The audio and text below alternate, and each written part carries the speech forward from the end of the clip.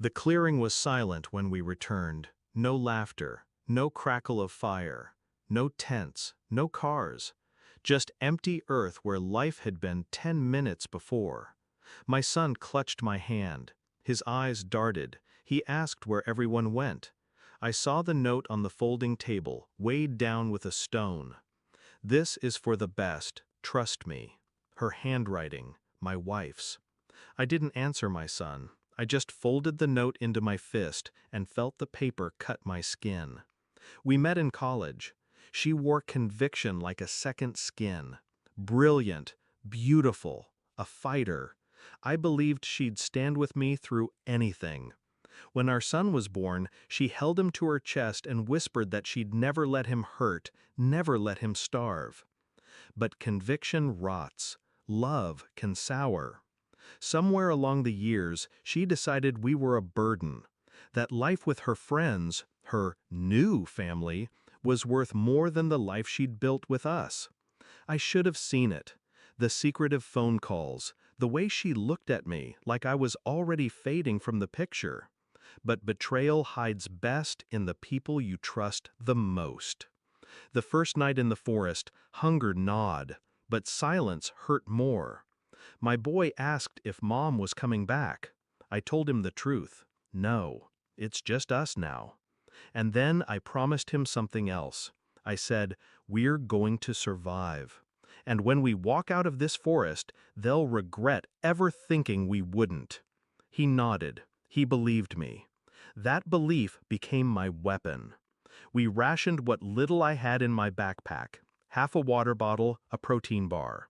We found streams, boiled water in an old aluminum cup left behind. We learned which berries to eat, which roots to dig. I taught him how to snare rabbits, how to use rocks to spark flame. Every day I looked at him and thought, they left you to die. Every night I whispered, I won't forgive them for it. 10 days. That's how long we lasted.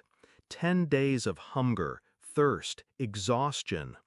But on the 10th day, the forest spit us out onto the highway, and the world shifted. Because survival was no longer enough.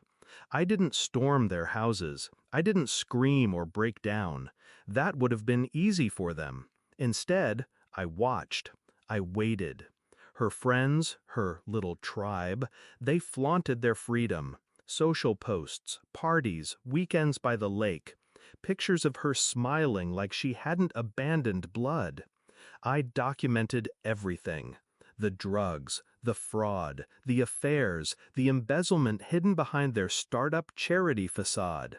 They weren't just selfish, they were sloppy. I spent months collecting, connecting, building a web they didn't even know I held. When I finally reached out, it wasn't to her, it was to their investors. Anonymous emails with files attached, bank statements, photos, evidence that the golden children weren't saints but thieves. The collapse was fast, merciless. Accounts frozen, police investigations, friendships imploded under suspicion. And her? She ran. Tried to hide in a motel 2 towns over. I found her anyway. I didn't knock.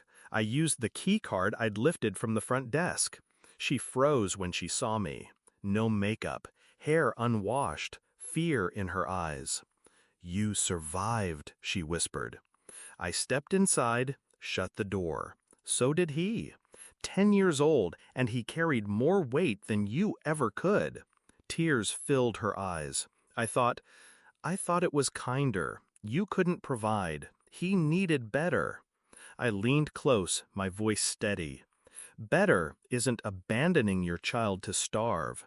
Better isn't writing a note and walking away. Better would have been fighting beside us. She shook her head, desperate. Please, you don't understand. No, I cut in. You don't understand. You didn't leave me. You left him, and he remembers. I didn't touch her. I didn't need to. By the time I walked out of that motel, her world was already ashes. Friends gone, finances ruined, reputation shredded, And worst of all, she knew that every consequence came from me, from the man she called weak, from the boy she abandoned. Now, when my son asks about her, I tell him the truth. I say she chose herself over us, and we chose survival over her. He doesn't ask if I regret it. He sees it in my eyes. He knows. Some betrayals cut too deep for forgiveness. Some wounds don't scar. They stay open, bleeding, until you close them yourself. I closed mine with precision, with patience, with fire she'll never escape. And as I watch my son grow stronger, sharper, I know this. They left us to die in the forest, but we walked out, and they never walked free again.